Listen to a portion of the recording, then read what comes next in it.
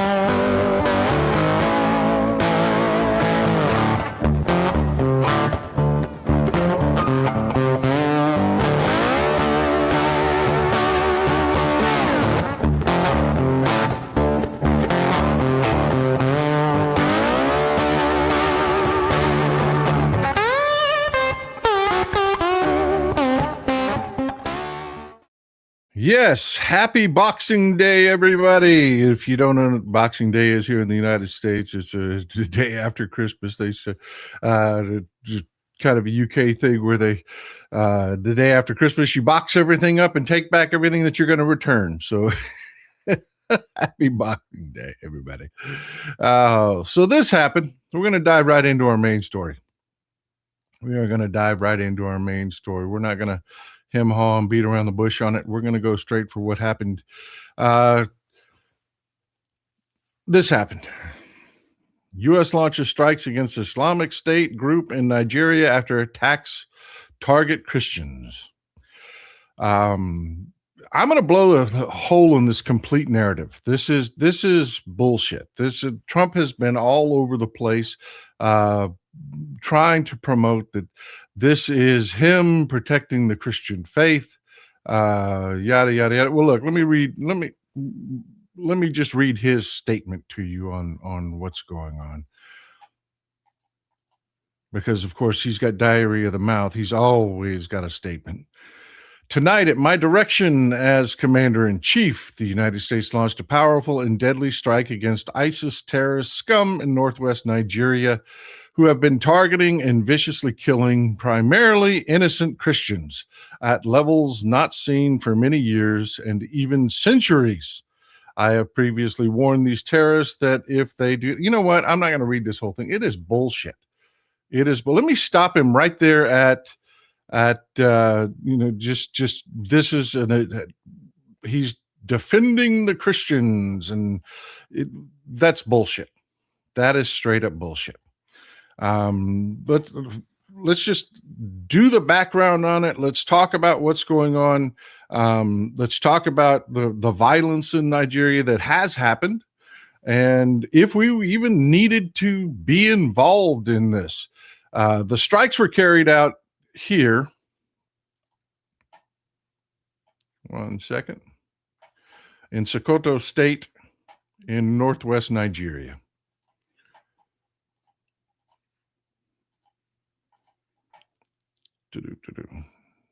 This is Nigeria. I'll give you an idea where it is in Africa. Do you see this green area here, this kind of green belt here? Nigeria, that's going to be important later. I want you to put a pin in that. We're going to talk quite a bit about that here in a little bit. But this is Nigeria, and this is Sokoto State, and the town, there's actually a city of Sokoto in northwest Nigeria. It is literally the far northwest corner of the country. That's where we engaged in strikes against Boko Haram and the Islamic State in West Africa. Folks, we've talked about this before when Trump was making threats. One second.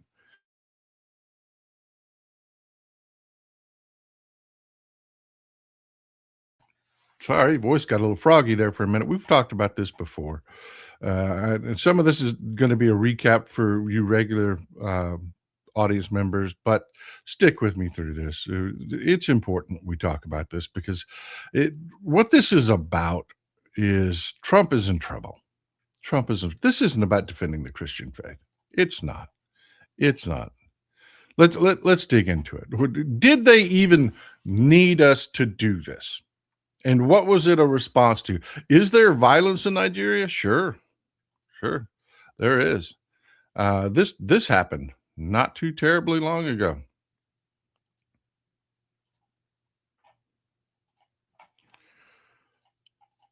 You remember the horrific news about a decade ago of something like this happening? Well, Boko Haram did it again. They kidnapped 250 children from a Catholic school in central Nigeria. And that is horrific, folks. It really is horrific. No doubt, 100%.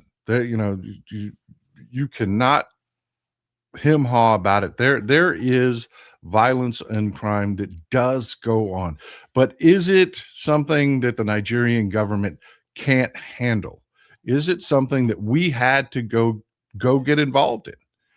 Was there a crisis? Did Donald Trump have to become the defender of the Christian faith in Nigeria and all this nonsense? To answer your question, no. The short answer is no. The Nigerian government has one of the most effective militaries in all of Africa. It does. And these types of kidnappings, there are priests. Yes, there are priests that get kidnapped. There are Christians that get kidnapped. Overwhelmingly, this is not a religious sectarian thing. The reason that this goes on is money. Let's just call it what it is, money. Priests, Catholic, priests and Protestant priests and evangelicals are kidnapped in Nigeria on occasion, not all the time. This doesn't happen all the time. That's one of the things we're going to talk about, is give you an idea of what Nigeria is actually like today. This is done more for banditry. This isn't we're gonna this is a religious war, which is kind of what this is being portrayed as. It's banditry. Priests are considered kind of like corporate executives are considered by these bandits, government officials. It is somebody that you can kidnap, and their parishioners can garner quite a bit of money relatively quickly. And I'll explain how here in a little bit. But that is what it's mainly about. It's money. It's fast money is what this normally is. This isn't sectarian. Oh, we've got to be a defender of the faith. Those Muslims, radical Muslims are attackers. This whole narrative is nothing but red meat for their base. That's all this is just red meat for a crumbling Trump base. And let's get into the details of it. First of all, the Nigerian military, they didn't need us to do this. They just didn't. They really didn't. Jeremy Breeden says climate change is the real issue, but they won't address that. Yeah, that is the root cause of most of the violence in Nigeria. It is. That is the root cause. Pamela K, super sticker. Thank you for being here. Thanks for supporting the show. I'm truly grateful. I am truly grateful. Beautiful baby of 24. Happy Boxing Day to all. And he is just grabbing at straws to deflect from his guilt, ready for working hard during Texas primaries and midterms. Man, I'm glad you're here. I am glad you're here. And thank you for supporting the show. I am truly grateful. 1 second.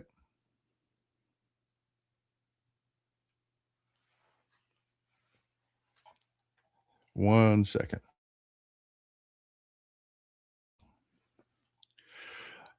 Randall Randall Ellison says in 1996 to 98, President Bill Clinton sent used Army equipment and created an American-style brigade, 5,000 soldiers. Wait for it. Nigeria is a wealthy country. It is. As far as Africa is concerned, they have a solid flow of oil income, and their military is not second rate. It isn't. They fly their Air Force. Their Air Force flies the JF-17 Thunder. It's a jet jointly developed by Pakistan and China. Quite capable. It is a capable jet. They have bought advanced munitions from us that can be modified to be used on their aircraft. I mean, they did not need us to do this. And just to give you some idea of just how capable they are, these are some of the weapon systems that the Nigerian military employs.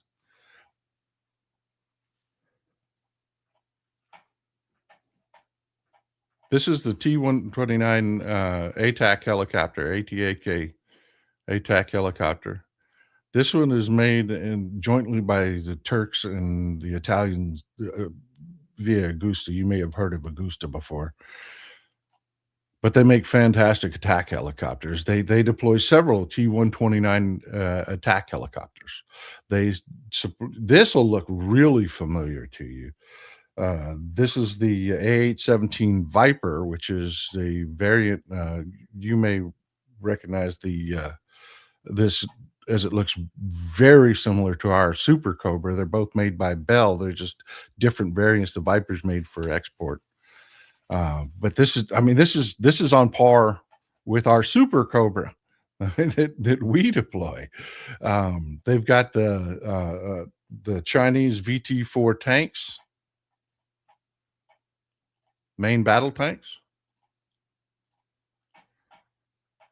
I mean, these are not relics, folks. These are latest generation weaponry that the Nigerian army is deploying. They've got the Vickers Mark IIIs that they also deploy.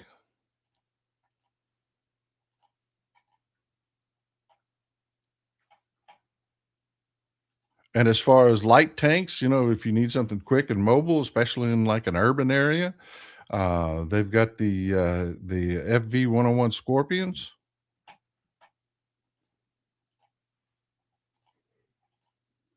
I mean, you're getting the idea, right? I mean, this is not some backwoods, incapable military. So why did we do it? Why did we do it? Well, this is why. This is why we did it.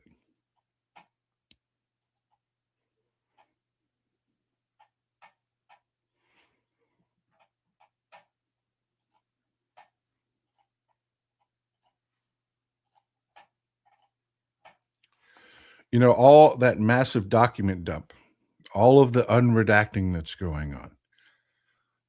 Trump has been watching his base crumble for some time. Economically, even before you mix in the Epstein files and his latest crisis.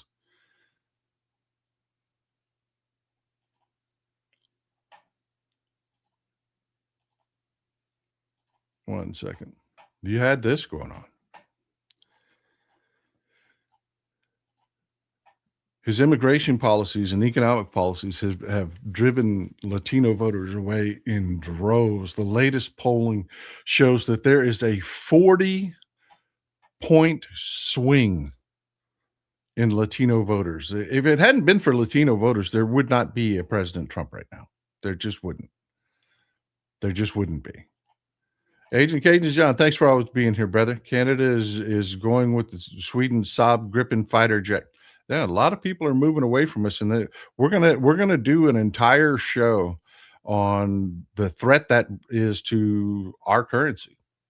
I mean, one of the big reasons our currency is so standard is the purchase of weaponry by our allies, and if they're not purchasing our weaponry, they're what do they need our currency for?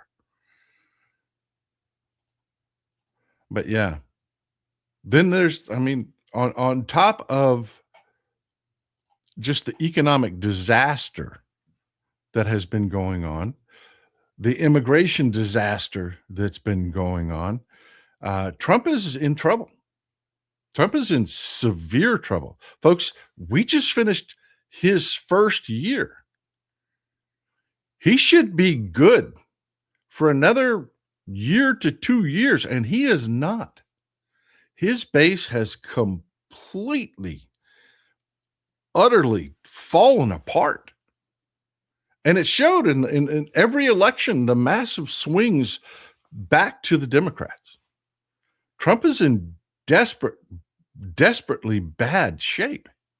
I mean, there literally is talk of not just Democrats taking majorities in the midterms.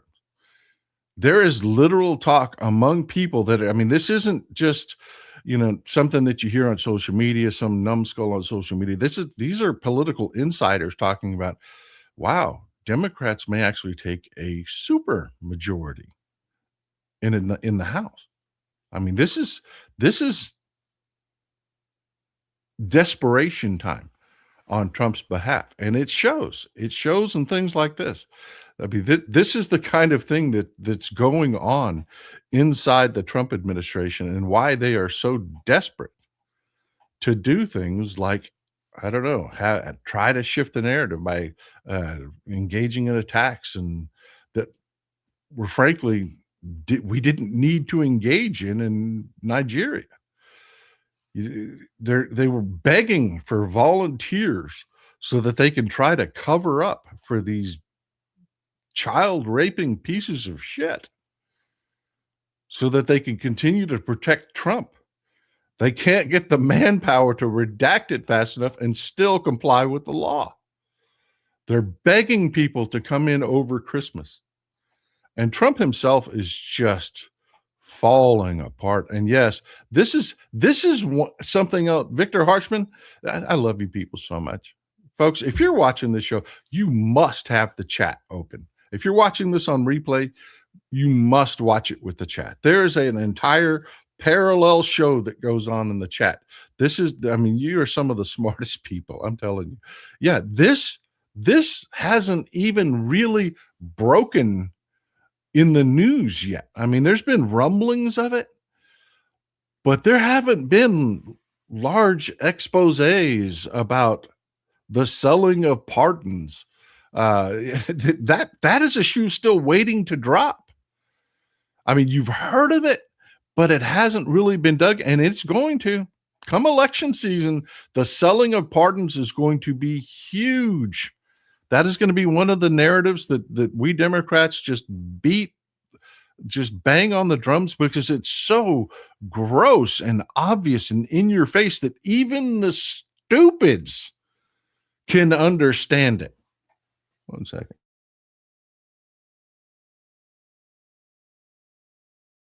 Oh, I'm going to have to get me some more coffee, I can tell.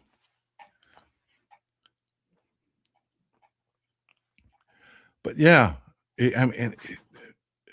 Trump himself is just absolutely falling apart. Falling apart. This is a statement he put out for Christmas. And I am going to read this one. Just to give you the idea of the mindset that this guy is in. 1 second, I need to.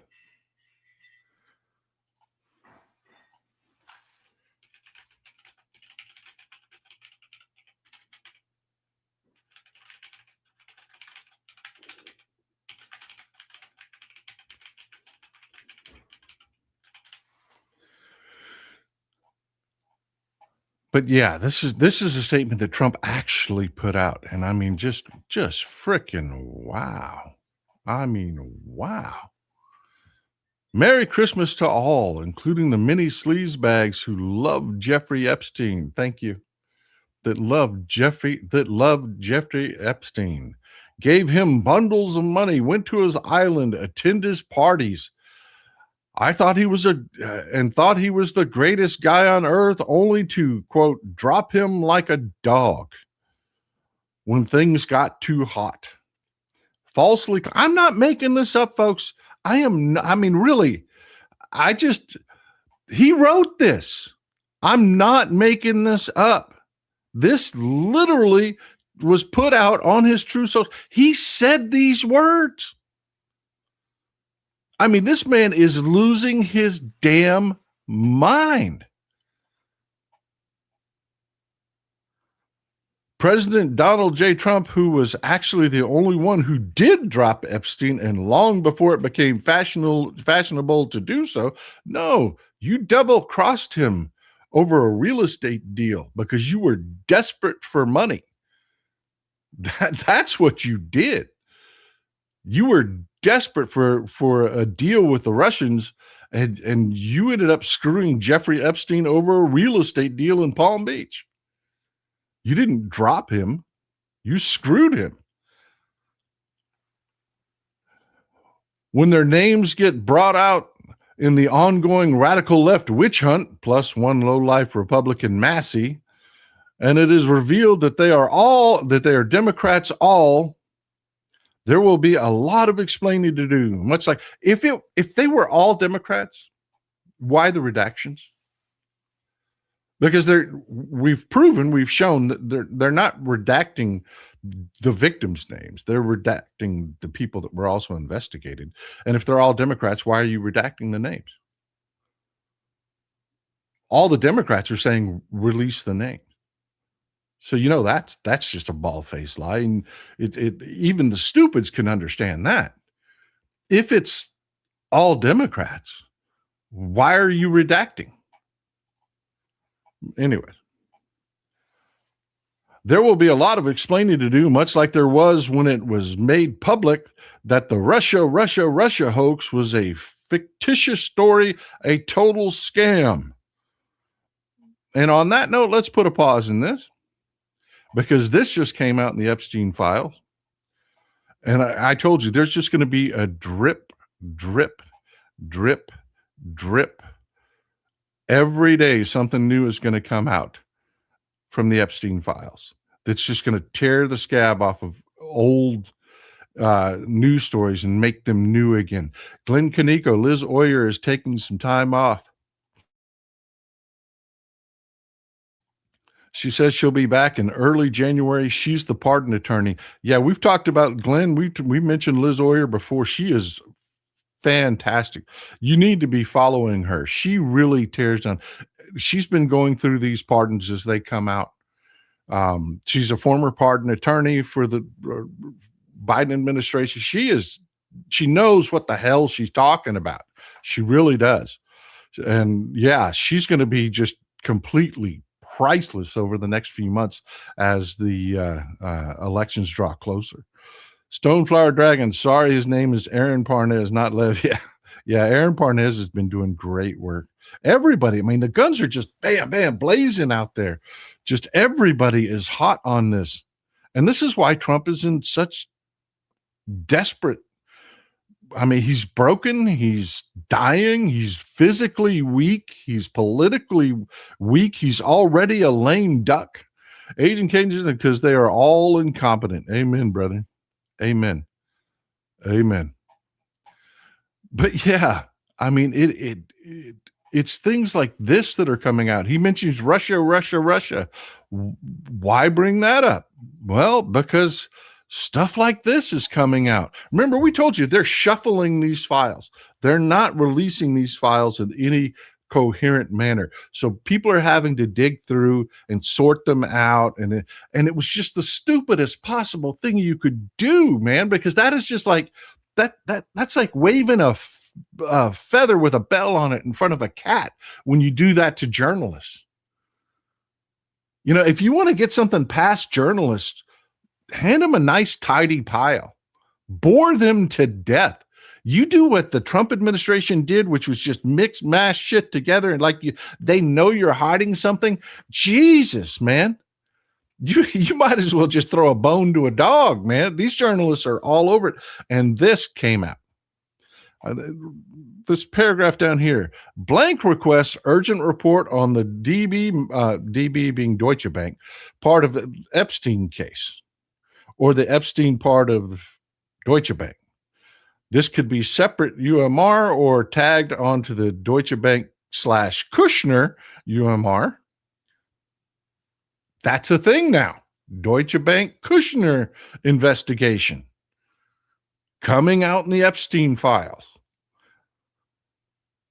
is part of pre-existing Deutsche Bank SAR investigation, SAR's suspicious activity reports, or separate. Please let me know how you plan to proceed. Are we going to bundle these investigations together? Or are we going to have a separate Deutsche Bank Kushner investigation? How's this going to work? Yeah, this just came out in the Epstein files, folks. I am telling you, folks, this is going to be the gift that keeps on giving. It is going to be a drip, drip, drip, drip every day. And because it is, this is why we had to go spend our money, put our troops in harm's way so that Trump could get a distraction and try to shore up his base. And what do I mean by shore up his base? What do I mean by that? Well, I mean this. There is an entire industry among Christians in the United States that sell persecution. And like all good narratives, it's got a nugget of truth to it. Like this organization was originally founded, the guy that founded it was smuggling Bibles into like Eastern Europe, East Berlin. He was smuggling Christian Bibles to Christians that wanted them that couldn't get them because they were dominated by the Soviet Union and religion was not allowed. So, yeah, I mean, it started out with, you've got this thing. But hey, man, you've got to make money, right? Because that's what these organizations do is they fundraise like crazy. So you've got these organizations like Open Doors. And they sell Christian persecution as hard as they can here in the United States because it's a moneymaker. It is a moneymaker. Is it true? Not in this case. Not in this case, it's not. So let's dig into it. Let's talk about Nigeria for a second. First of all, you've got to understand Nigeria is a large country. I don't mean large as in size-wise. This gives you some idea how big the country is. Just to give you some reference, let me blow this up for you. Give you an idea how big the country of Nigeria is compared to the United States. But population-wise, it's got 240 million people. That's 2/3 of the population of the United States, folks. This is a big country. And again, a big country with a very capable military. Kathy Young, 9721, Boxing Day gift while I'm on break. I hear you, man. I hear you. Thank you. And yes, Nigeria is the most populous country in Africa. It is. 240 million people. And it's not just, it's not just some backwater. It isn't. I mean, they've got a real functioning economy. There are cities, modern cities in Nigeria that will just, take your breath away if you actually spent some time doing some research and looking at pictures of Nigeria. This is a first world country. It is a first world country. This isn't some backwater. It isn't. But they do have some violence. They just do. Kelly Dack, I can't wait until Sunday, Wednesday, and Friday to get my Texas Paul fixed. I'm turning into a ride or die junkie. Thank you for your commitment. No, thank you, Kelly. I appreciate you being here. I really do.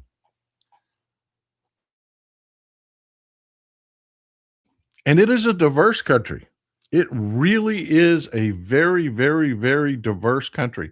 This is how it breaks down. And I don't want to give you a misconception with this map. This is how it breaks down as far as Muslim versus Christian. It's about 50-50. It is about 50-50, with Abuja being the capital. You see it in the center of the center of the country. But I don't want you to misunderstand this map. Although that says Muslim majority region and Christian majority region, and the middle belt zone being a mix, you got to, pay attention to that word majority. A lot of people, they'll see this map and they're thinking, oh, well, that's Muslim territory versus Christian territory. And these are hard borders and they don't get along and that's the narrative that's being sold. And it's just not true. There are Christians and Muslims all throughout the nation. And they have been doing a bang up job of getting along. They really have. But they're facing real issues. And there really is crime. But it's not broken down along Christian versus Muslim. It's just not. This just happened. This tragedy just happened.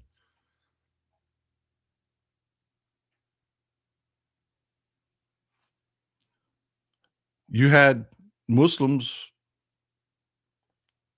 in their mosque praying, and a suicide bomber came in and blew himself up. This is not a problem that Nigeria has been facing for a very long time. They got this under control. Suicide bombers were all but extinct. This wasn't something that was happening, and yet here we are. It happened. But this was Muslim on Muslim crime. This wasn't sectarian. This was Muslims being killed by Muslim extremists. And yes, the Nigerian government does an amazing job of pursuing this, and this is not something that they just, oh well, it isn't. And as far as Christians being persecuted, man, this is a two-way street. Again, like you say, when you hear, they really love to amplify this story among the evangelicals that, oh, a Christian pastor was kidnapped. It wasn't because he was Christian. It was because there's an entire network to pay the ransom. It's quick, easy money. It's banditry. It's not a religious war. It isn't. And it's not driven by ideology. It's driven by this. This is the Sahara Desert, folks. And I want you to notice Nigeria down here on the bottom. That sliver of Nigeria has actually grown since this map was produced. Now, the Sahara Desert is moving south, and it does it every day. And it's causing a problem in northern Nigeria. Now, remember, northern Nigeria is a predominantly Muslim territory, but there are Christians there. There are Christian villages. And they tend to community together. But the violence doesn't tend to be just, this isn't a religious war. More than anything, it's a fight over resources. And I'll be honest with you, as often as not, it's the Muslims that are on the shit end of the stick here.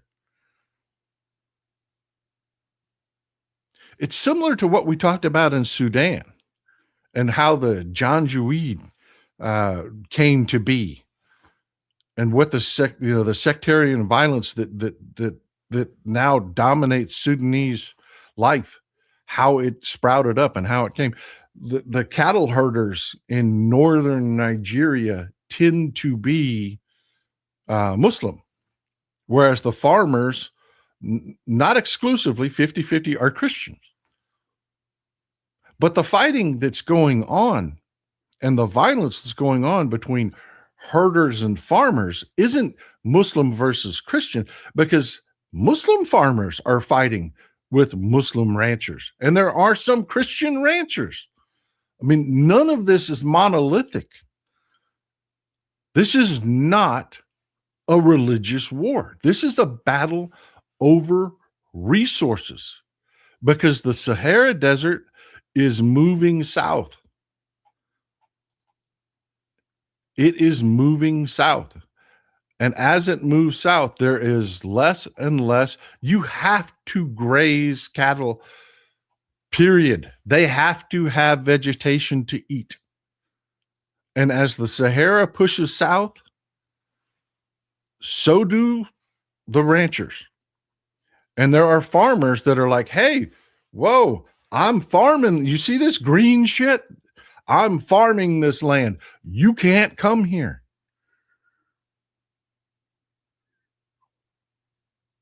And folks, I just want to be, I talk about this all the time. It's a point I love to make. It opens people's eyes.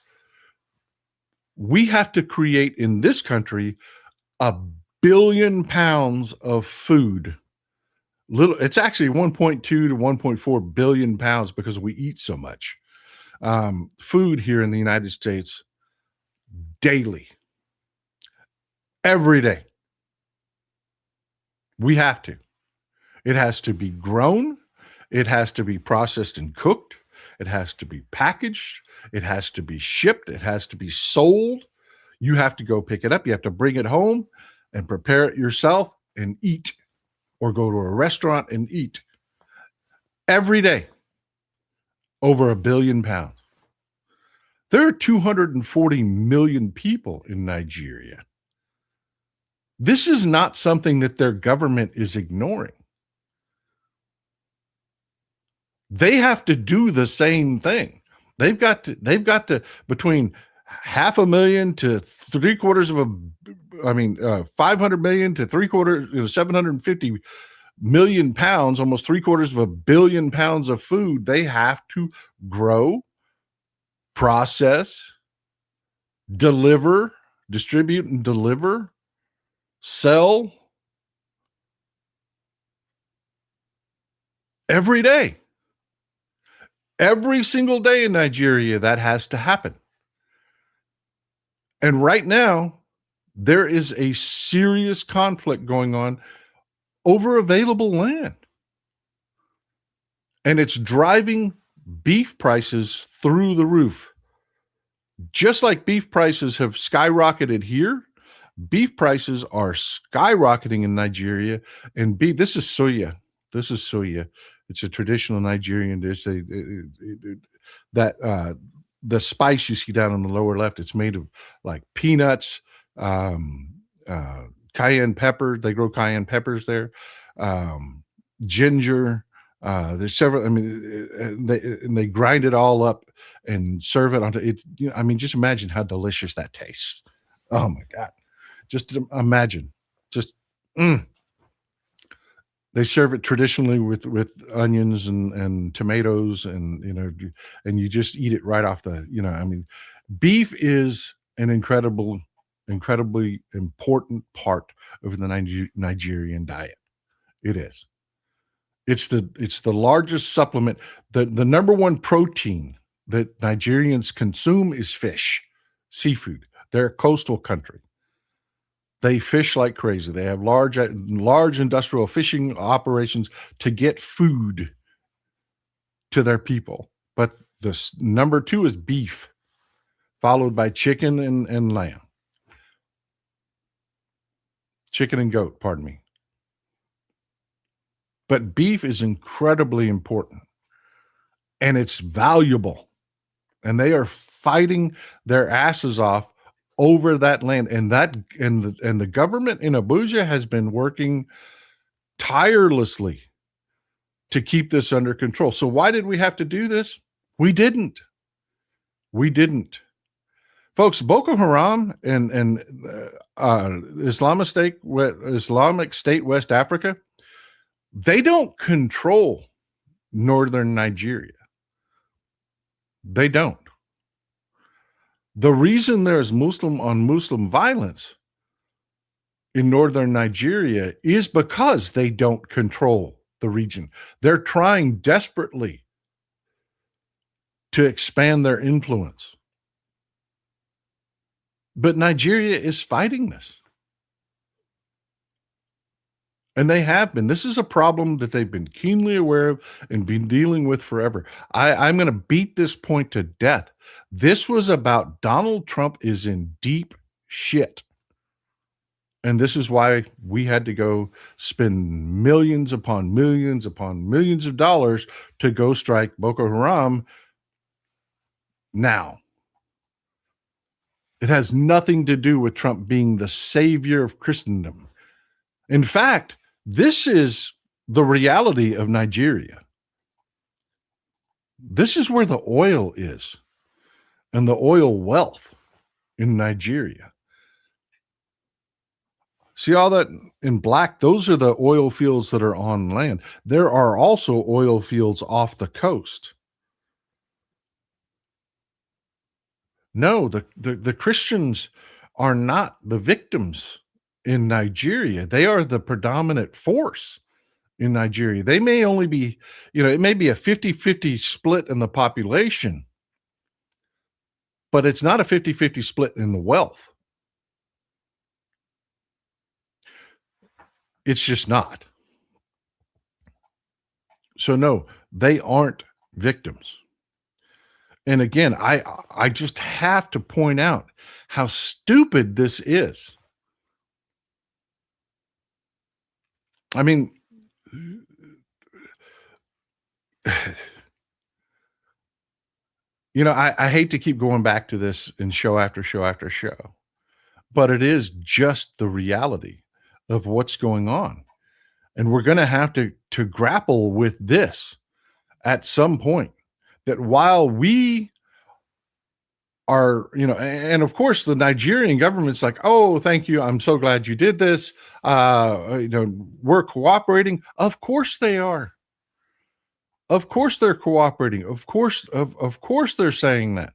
Of course they are, not trying to get into a pissing contest with us because, this.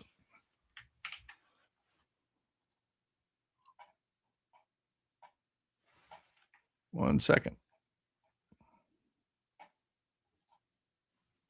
We just did this.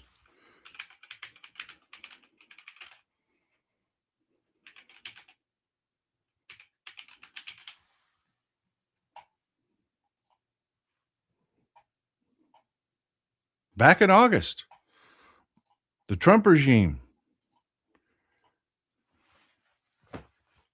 approved a $346 million weapons sale to Nigeria.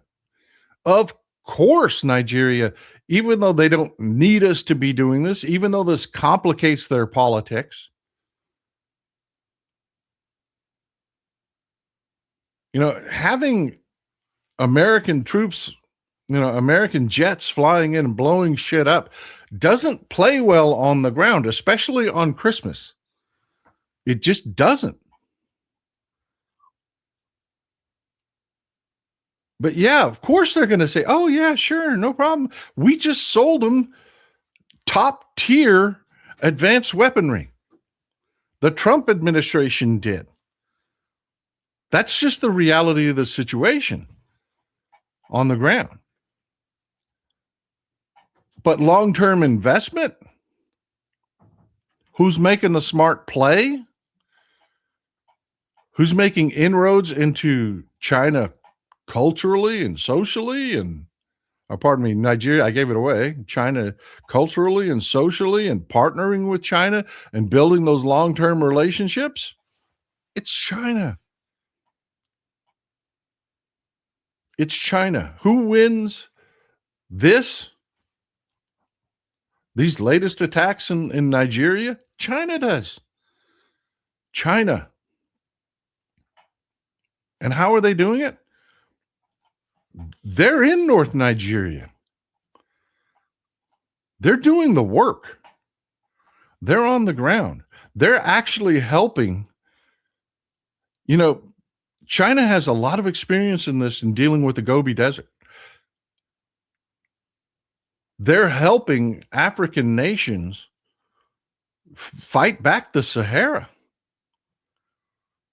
In the previous show, I'm not going to go into it. I went pretty deeply into it in the previous show, but it is really cool watching them take things that look like this. And then just a few years later, it's lush and green. Imagine what that does as far as building relationships is concerned. Vincent Day, thank you for being here, brother. Thank you for always being here. Versus our tactic of using our military. We have got to get a handle on this, folks. We have got to get a handle on this. We have got to get better at the diplomacy. We've got to stop this. We do. We cannot just do diplomacy at the end of a gun anymore. Shifty Lincoln, Merry Christmas, Paul. I didn't get democracy in my stocking this year. I guess that's our New Year's resolution. Yeah, there's going to be a lot going on, folks. There's going to be some changes around here after the first of the year. We're going to be doing some expanding onto different platforms. There's a lot of changes going on here. We're going to go into these midterms hot. We're going to storm into these midterms.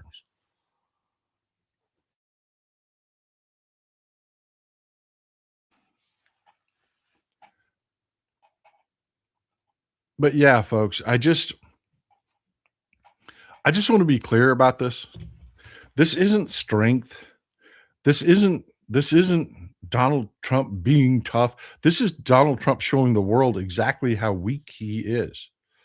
We engaged in an attack that we didn't need to be involved in, that the Nigerian military could more than handle. This is something that there's a reason they haven't had suicide attacks like that. There's a reason. It's because they've been handling the situation. They used to be commonplace. Nigeria is doing a bang-up job. It is an amazing country, folks. It really is. And we did not have to do this. They did it because Trump is in trouble. And every time one of these people are in trouble, it's the same thing over and over and over again. Every time one of these people are in trouble.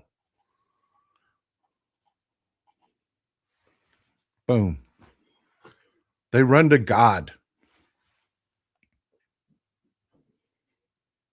Got to shore up that evangelical base.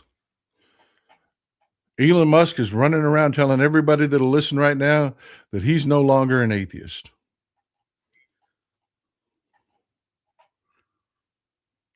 Why? Because the core support that is the Republican Party are white bigot evangelicals, pretend Christians. And the message, just like Trump is running around telling anybody that'll listen, you would think the man saved Christendom. You've got an entire establishment within the evangelical movement that is pushing victimization. Send us money. Send us money because we're being victimized. We're under attack. And Donald Trump is just running home to mama. That's all he's doing because his base is crumbling. And he knows it. He's got to make sure he keeps those evangelicals on board. And there's no better way to do it than to, folks, I was going to do a whole segment on this, but I'm going to touch on it a little bit right now. You've heard me mention this before because we are not the same. We are not the same. And I was watching a psychologist, and he was talking about the difference between, oh yeah, Russell Brand's in trouble. There's going to be a lot more, all of a sudden Russell Brand is, after being accused of rape, is all of a sudden super Christian. Yeah, same thing. Same exact thing. Agent Cajun John, it blows my mind he has yet to consider to step down and resign compared to Nixon. What's it going to take? Oh, no, no. He'll die before he steps down. He is a narcissist. He will die before he steps down. But yeah, I want to touch on this for a little bit. I always talk about we're not the same. We're not. We're damn near two different species. They've done brain scans of conservatives, and things like the amygdala are much larger in conservatives than they are in liberals. And what does that mean? It means your fight or flight instinct is off the hook. It means that you have a hard time, conservatives have a hard time processing emotions. They're always afraid. That's why that messaging sells so much. That's why this, oh, they're attacking the Christians, so we're gonna go, blow up all them evil Muslims that are attacking you. That's why that sells, man. Because their fight or flight instinct is dominates their lives. It's who they are. You literally couldn't think like a conservative if you wanted to, because your brain isn't built that way. You are literally a thinker. That's why my job is so freaking hard. Oh my God. Doing what I do on the right, so easy. So easy. Be afraid and be afraid of them. That's it. And you're done. Job over. Me, I've got to talk to intelligent people. I've got to be accurate. I can't just make shit up. I mean, I've got to be accurate. They can just make shit up. And their base is so scared. They're like, oh yeah, that's definitely a threat. They're definitely eating the dogs. They're definitely eating the cats. Come here, baby. Oh, it's going to be okay. Daddy's going to protect you.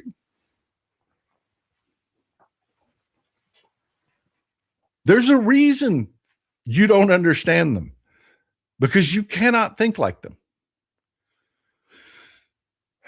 We are not the same. And that is why this narrative is being pushed today. And here's the bad news. It's going to work. It's going to work. Because that's who these people are. I mean, they will always run home to mama. But I need you to take heart. The reason that they're doing this is because they have to. I mean, this is just a flat out, wide out, right out in the open declaration that they're in trouble. If they're running home to this mama, they are in trouble.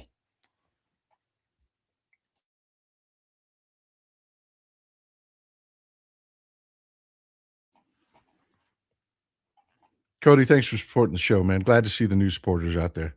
I'm truly grateful. But meanwhile, the world turns, man.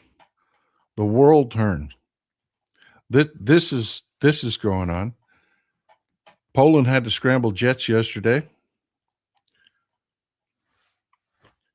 Russians flew through Belarus, out over the Baltic states, just violated their airspace, flew off the coast of Poland. Poland had to scramble jets to escort a Russian reconnaissance aircraft out of its airspace. And Fox is near its airspace. No, they were in their airspace.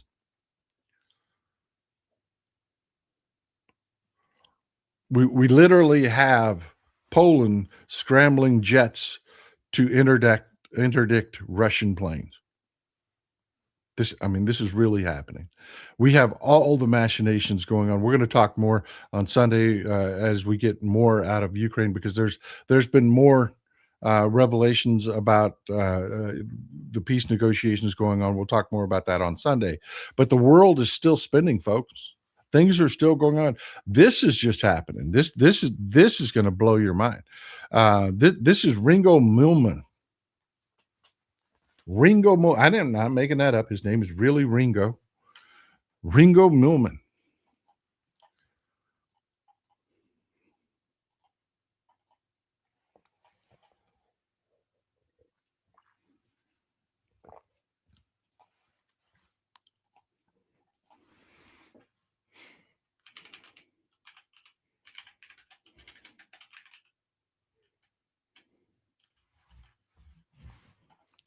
He is a member of the Landtag in Thuringia. This is Thuringia in Germany. Thuringia is a state in central Germany.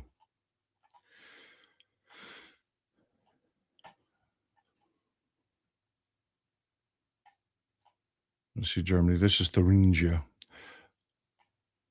Thuringia is where the core base support of the AFD is, the right wing, ultra right wing Nazi, neo-Nazi party in Germany. Thuringia is where their core support is. Thuringia has a Texas problem. Thuringia has a Texas problem. I tell anybody that'll listen, we like to pretend we're a rich state here. We are not. We are a very poor state. If you take that top upper echelon of money out, you peel away the top 1%, what's left here in Texas looks like Mississippi and Alabama. Thuringia has a very, very, very similar problem. Their economic casts are completely bifurcated. Yes, Thuringia has universities. Yes, they've got one of them. It is one of the core centers for. I mean, Bach came out of Thuringia.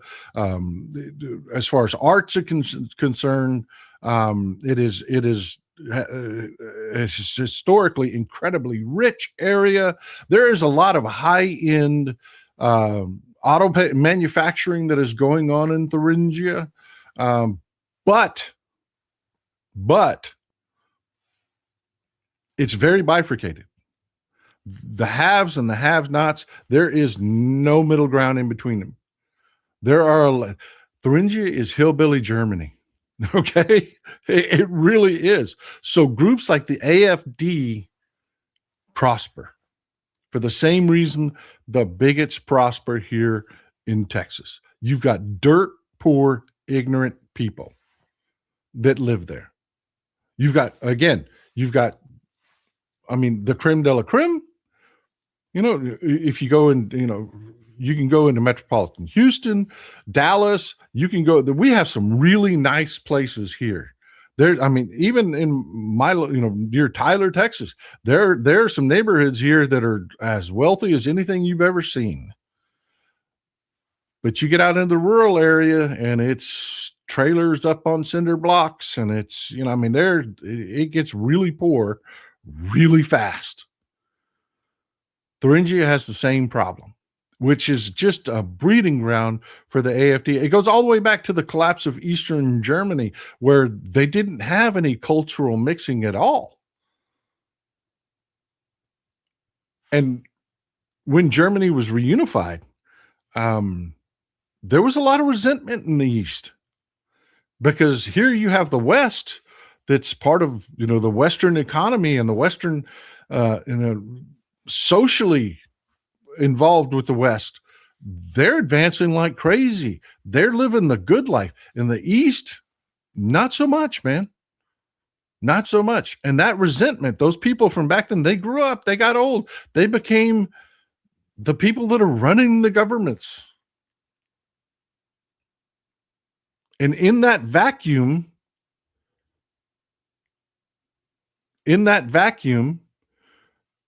white supremacy flourished.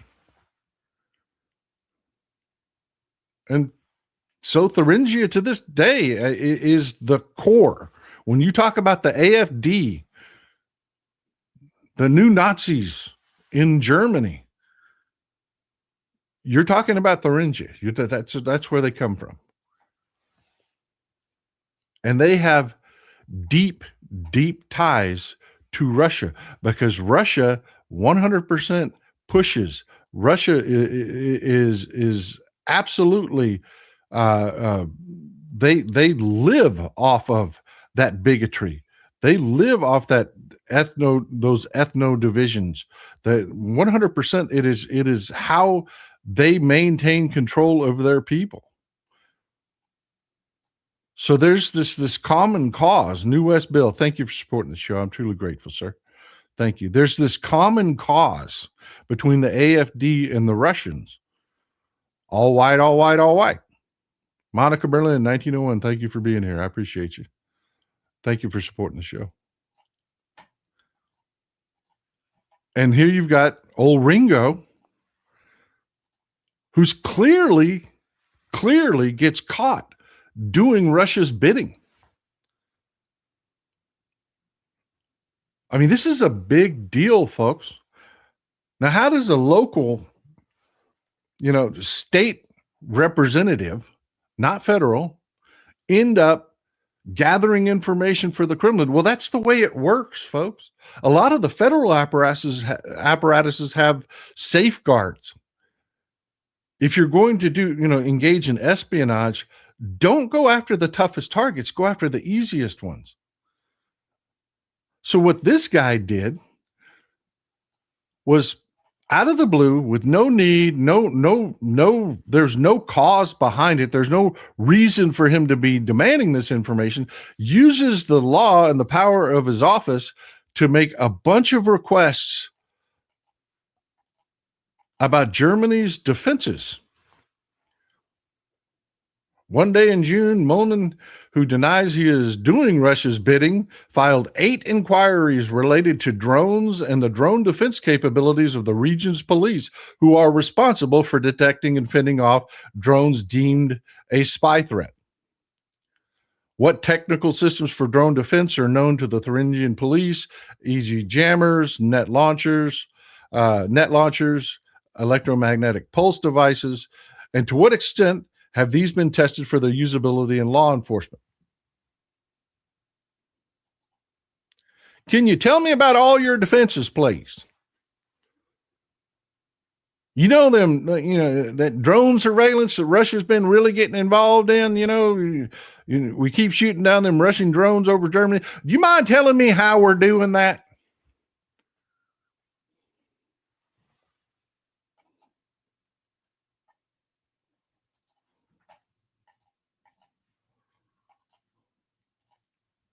One cannot help but get the impression that the AFD is working through a list of tasks assigned to it by the Kremlin with its inquiries.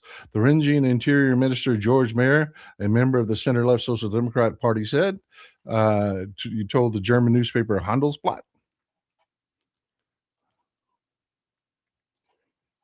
I mean, yeah, folks, just because we've got imbeciles here, just because these evangelicals constantly hamstring our government because they want to sell some God and they want to sell victimization to people. They want to take advantage of those funky, oversized amygdalas and conservative brains. Doesn't mean the world quits spinning. It doesn't mean that actual threats out there don't need to be dealt with.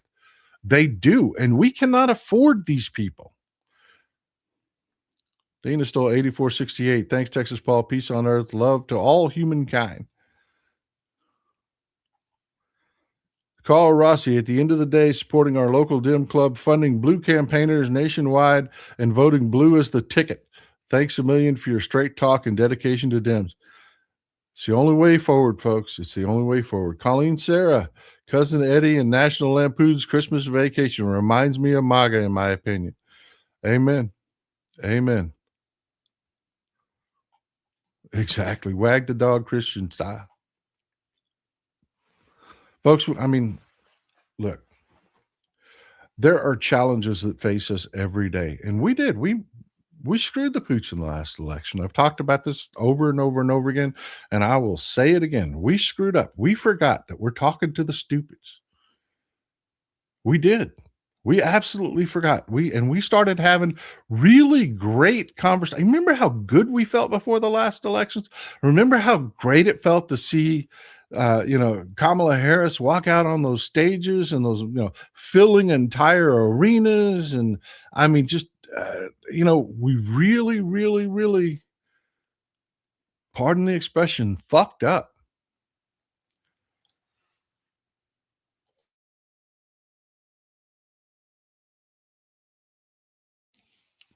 We forgot. We forgot that we've got to tailor our politics to where we can peel off that level of, some sect of the stupid. Let me give you an example of what I'm talking about. Well, I've said that multiple times. I've never given you a specific example. Proud Texas liberal. Sorry, late to arrive because I was recording an interview with our next Texas AG, Joe Jaworski. Love Joe Jaworski. I do. Love Joe Jaworski. He is a good guy. He is a good guy. I really hope we can push him over the finish line. He would make a great attorney general. Congratulations on the interview, Amy. Look, folks, this is, let me give you a specific example of what I'm talking about. Tailoring the message. Gun control. Look, most of us Democrats own weapons. Hell, we own better weapons than most Republicans do because most Republicans are poorer than we are. And we have no intentions of having our weapons confiscated. None whatsoever. But boy, that message really plays.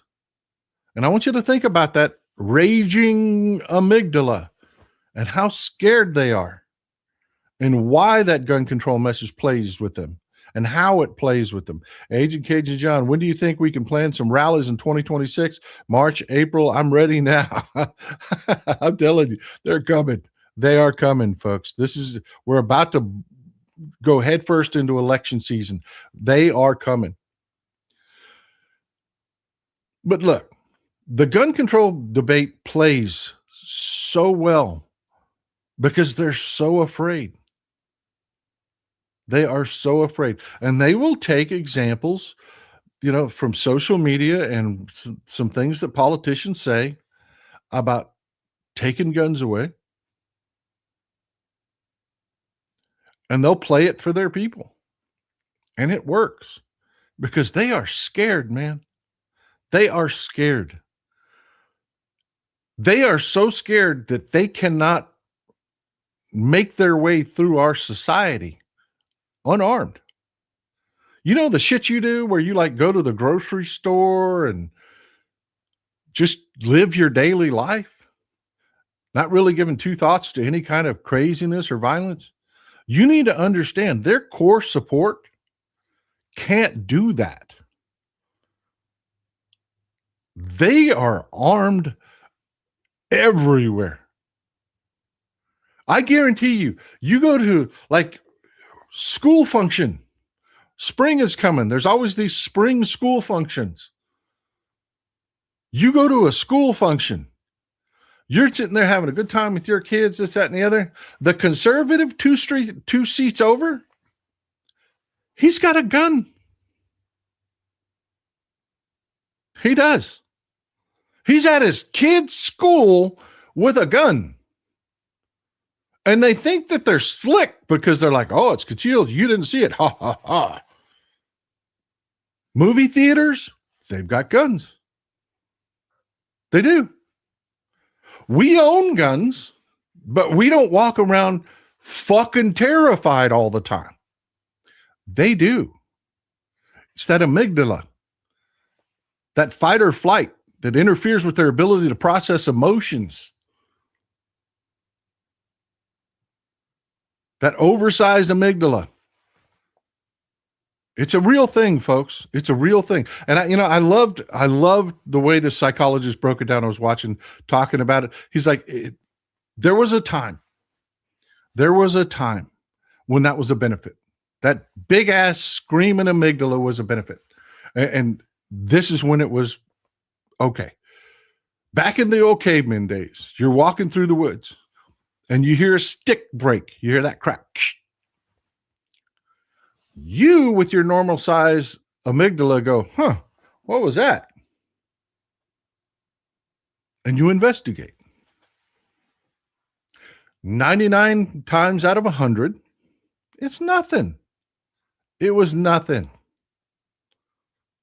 One time out of 100, it was your ass. You died. It was something. Now, take Mr. Overinflamed amygdala. 99 times out of 100, he heard that stick break. He hauled ass. He didn't think about it. He didn't want to know what it was. He was gone, man. And 99 times out of 100, he ran from nothing. But that one time that it was something, it saved his ass. And that is all evolution needs. So it was a benefit at one point, but now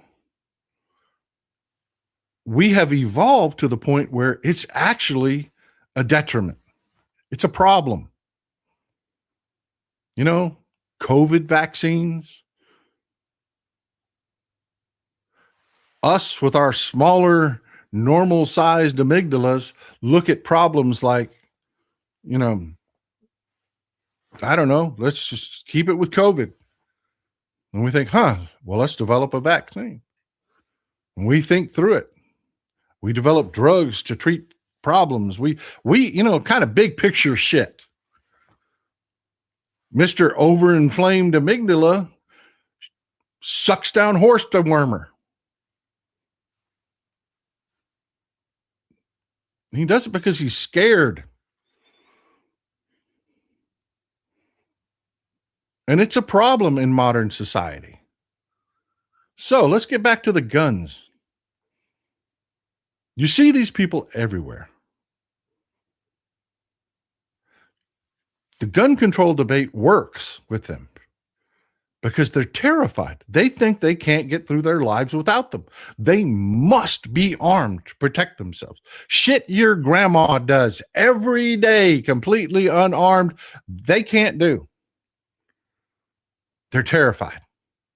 And they sell themselves bullshit narratives about how they're going to be the hero. And they will go through in a country of hundreds of millions of people, and they will find the one example of something terrible that happened or something where somebody was actually saved themselves with a gun, and they'll say, aha,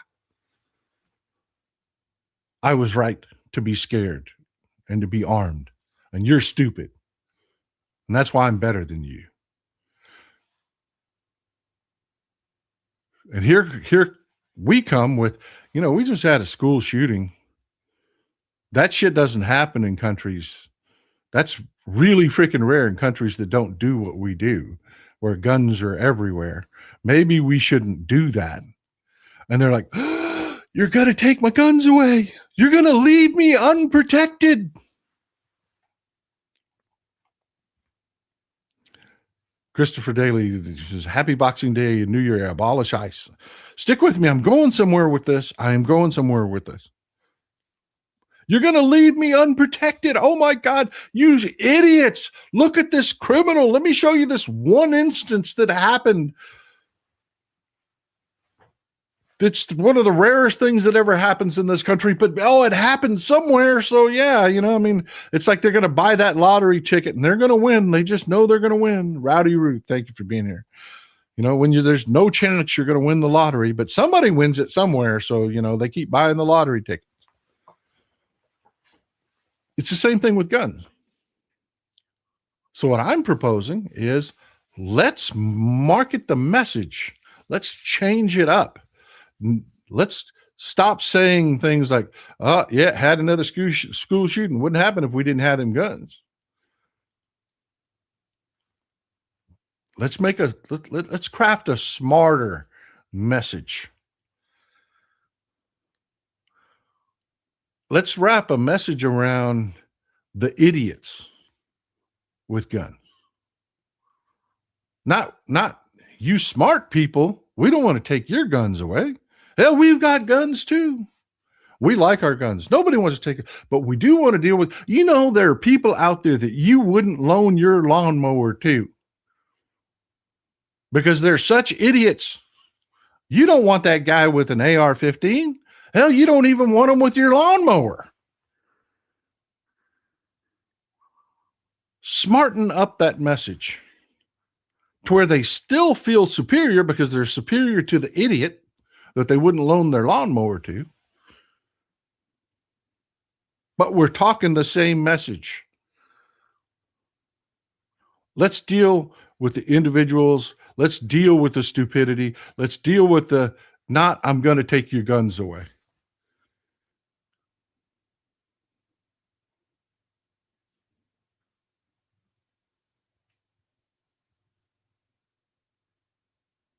You see what I'm saying? You see where I'm going with this? We've got to be the smarter people in the room because we're the smarter people in the room.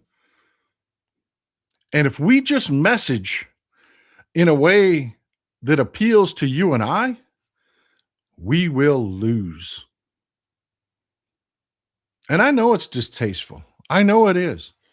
I talk about things like this and I get kicked back all of the time. I mean, just the purists that are on our side, just lose their freaking minds. What do you mean I can't say this? I'm saying, well, you can say it. You just can't say it and win. Well, it is unappealing to me to think that I have to share the country with the stupids. You do. Yeah, but I don't want to lower myself. Are we talking about you feeling good, or are we talking about you winning so that you can make the country a better place? Because sometimes you got to eat a shit burger every once in a while. You just do. That's politics, man. That's democracy. That's the ugly part of democracy, is that even stupid people get to vote.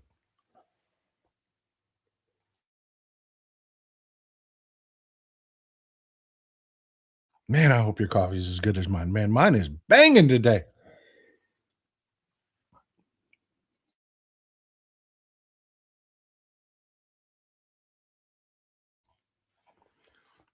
And that's what makes my job so freaking hard. I'll be honest with you. It does. It's what makes my job really, really hard. Because not only do I have to be accurate, not only do I have to sit here and talk to you about things that are interesting, I can't do what they do on the right. I can't just make some shit up, throw it out there, because you people, I mean, if I'm talking about Venezuela, and then I talk about CCOT prison in El Salvador, and I just get tongue-tied and I say Venezuela at the wrong time, you'll see it in chat. It will light up El Salvador, El Salvador, El Salvador, El Salvador, El Salvador. You people will correct me in real time. And that's a good thing. That's what separates us from them. That's what qualifies us to actually lead the country. That's why whenever we lead the country, the economy does fucking amazing for everybody. Black unemployment was at historic low levels under the Biden administration. It is back up to historic high levels under the Trump administration. It's just a matter of fact that we do a better job at governing. But when I come to you folks and I tell you, okay, I've told you all this shit over here that's the truth. Now, here's the truth that you're not going to like. That you got to quit talking about taking people's guns. I mean, the day of a damn tragedy, you've got to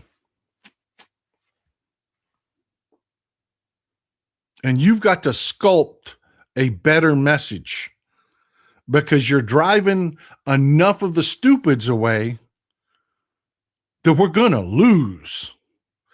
And you say, well, fuck that, Paul. Fuck that. I am not going to say shit that is wrong. I'm not going to say shit. I'm not asking you to say shit that's wrong. I'm asking you to say shit that is smart. I'm asking you to read the room. I'll give you another perfect example. Everybody's like, Paul, when are you going to turn Texas blue? When is Texas going to turn blue? When is Texas going to turn blue? I got an idea. How about when you stop telling everybody here in the state of Texas that their number one industry, oil, energy, is bad? Help me out a little bit there. That's why you see me beat that horse to death about the fact that 45% of a barrel of oil doesn't even go to energy. It's all of this shit in front of you. That phone you're holding in your hand is made by petroleum products. And it does. It drove. Folks, we've got a problem in this party. We do. We've got a problem in this party. Kate Marylight just had a chance to sit and watch for a couple minutes. Love the new camera setup. You don't look so washed out. Thank you. I appreciate it. I may have to start wearing makeup, though, because I tell you, this shows everything. By the way, kiss the beard goodbye. Christmas is over. Whew. Can't wait to get that shaved off. Strategy is a must. Absolutely. That's what I'm talking about. I'm not talking about betraying your core beliefs. I'm not. In any way, shape, or form. And I'm not saying being wrong. I'm not. That's not what I'm talking about. The number of guns that are laying out here in access of dumbass, stupid people is a problem. I'm not saying back away from that. I'm saying let's balance the message so that it goes to gun guy with the flaming huge amygdala that isn't a criminal, that isn't shooting up schools, that's just fucking terrified and can't get through his life without being armed to the teeth. He goes to church. He's got a job. He's not a fucking criminal. Let's not tell that guy, hey, we got to take your guns away, man. Let's tell that guy, you know what? We got a dumb motherfucker problem in this country. We've got a crazy person problem in this country. Will you help me with that? Because you're responsible, man. Look at the way you take care of your guns, man. Look at the way you take care of your guns. Oh, I like that. What is that? What is that? Is that an FN? Wow.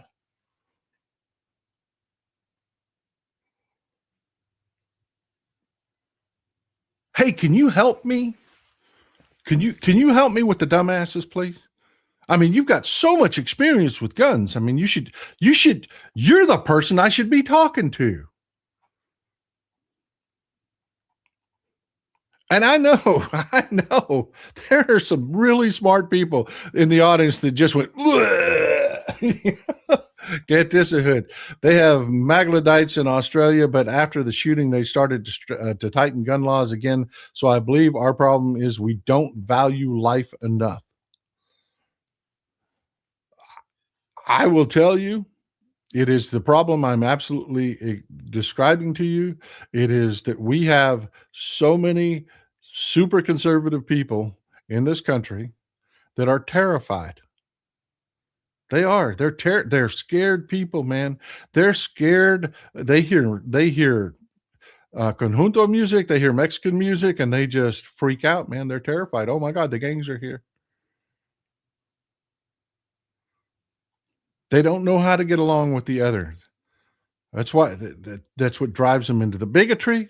That's what drives them into problem after problem after problem that we see in this country. And we've got to be the smart ones in the room. Disturbed in Ohio, don't be one of the stupids, needs to be on the mug. Blah, blah. You know what? That does need to be on a mug. Don't be one of the stupids.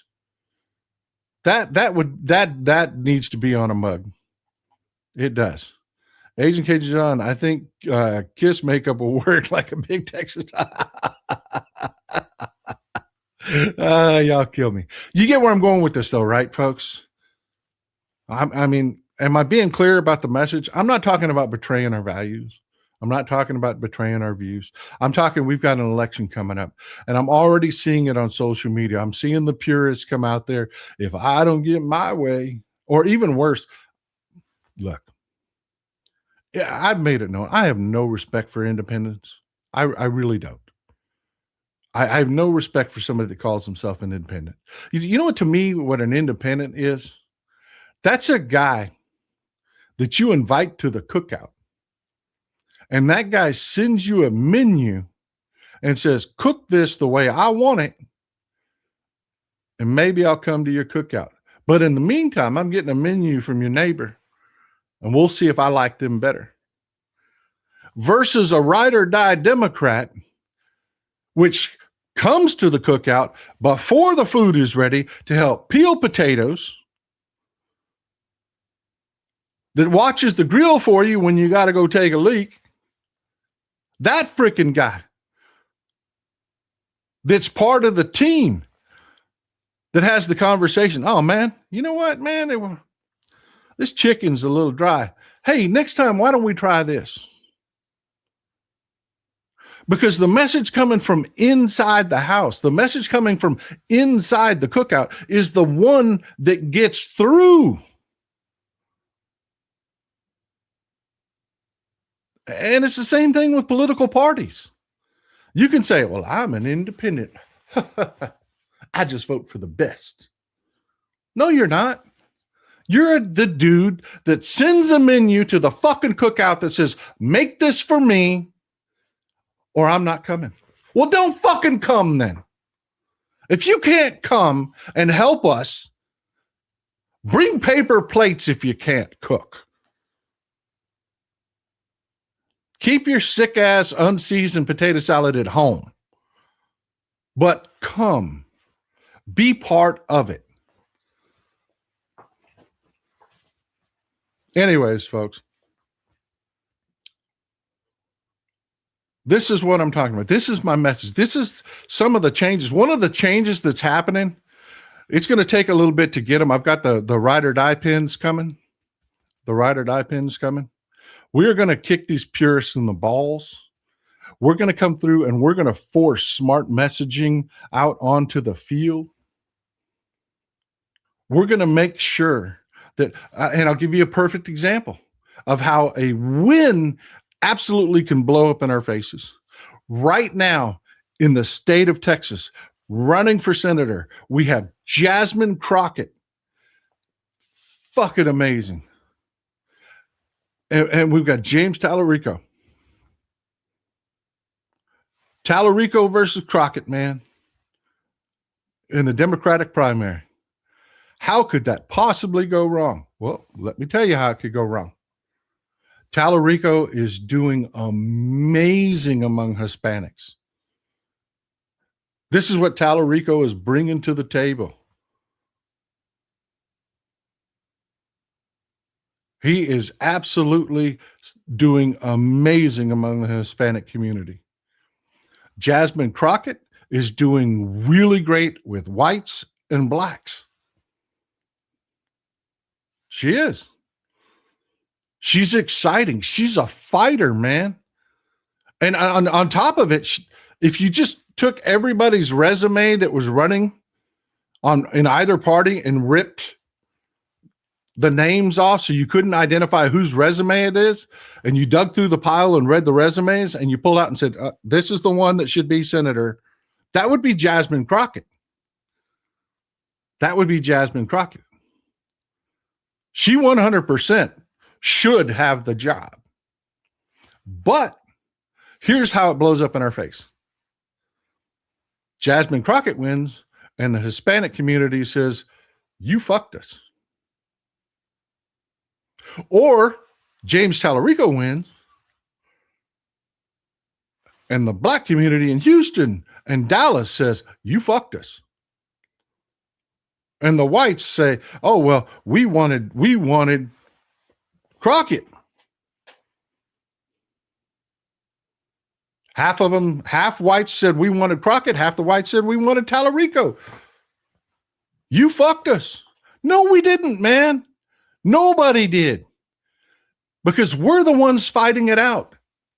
And already,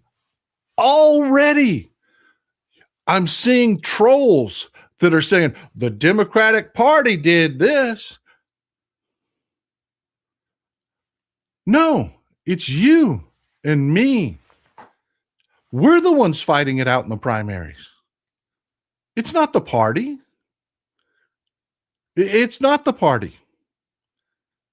It isn't. It's you and me. We're going to walk in that booth and we're going to vote. There's nobody. We're not trying to screw each other. We're just saying, hey, I think my candidate's the best. And one of them has to lose.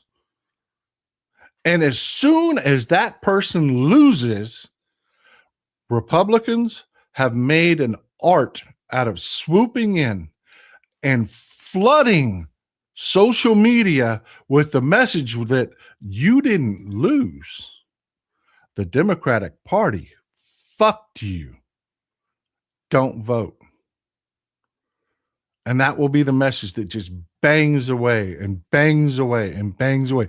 Don't vote. Don't vote. Don't vote. The Democrats are just as bad as the Republicans. Don't vote.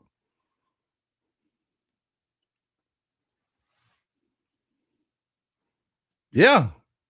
That's how something as freaking amazing as having two candidates like Tallarico and Crockett blows up in your face. Absolutely. Absolutely. And we've got to be the smart ones in the room. We've got to be the ones that before this happens, you've got to be ride or die. You've got to be putting your hearts and skulls, not just in your bios on your social media. You've got to be saying it out loud, what it means to be a ride or die Democrat. And I'm going to run through that one more time. There is no membership fee to be a ride or die Democrat. There is no sign up page. It is merely a pledge on your part. Rena Scott, 7631. I've always viewed an independent as a Republican in disguise. Jasmine will take the Senate up a notch. She would be an amazing senator. She really would. And we got so much to be excited and fired up about. We really do.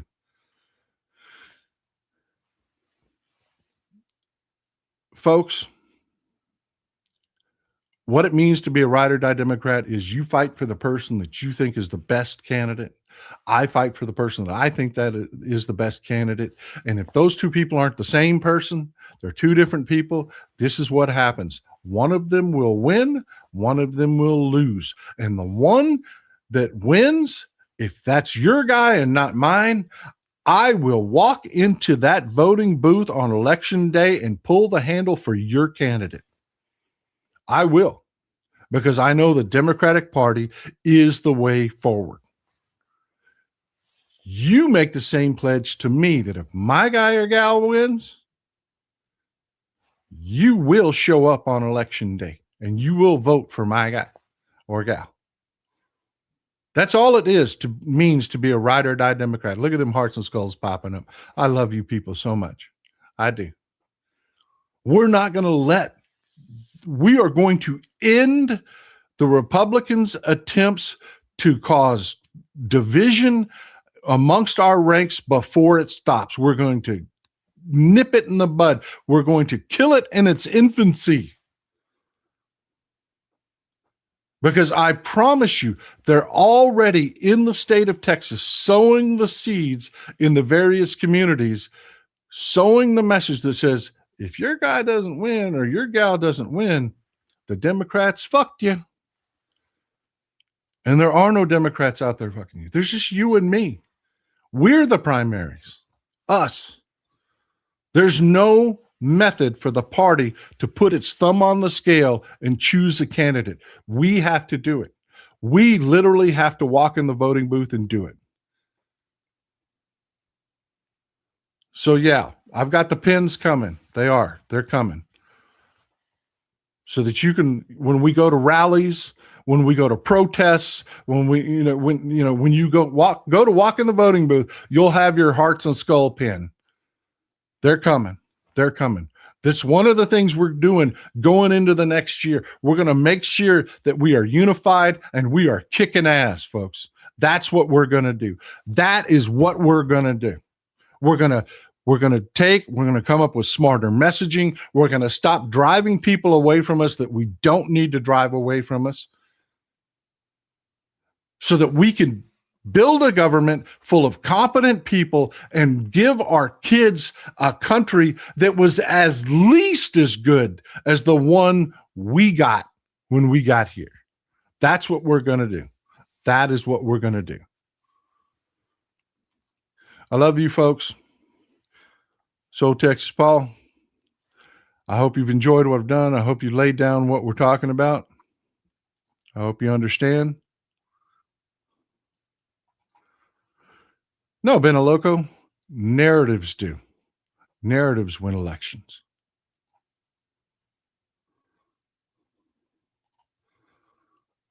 Thank you, talking. Talking 21 is what I'm going with. That's what I'm going with. Texas Paul, you rock. Thank you. I appreciate you. I appreciate you being here. I appreciate you being here. And on that note, enjoy some Texas cities at night.